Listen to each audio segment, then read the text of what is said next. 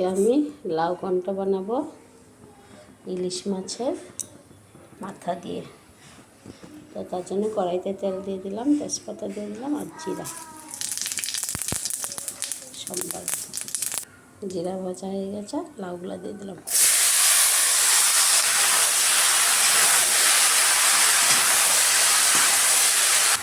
নুন,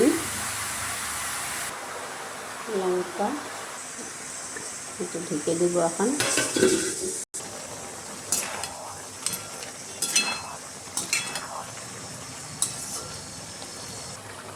হলুদ গুঁড়ো, অল্প জিরার গুঁড়ো,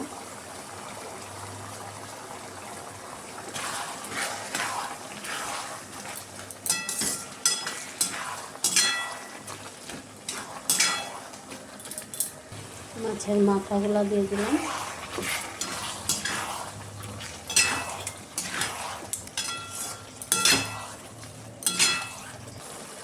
আমাদের লাউ ঘন্ট রেডি।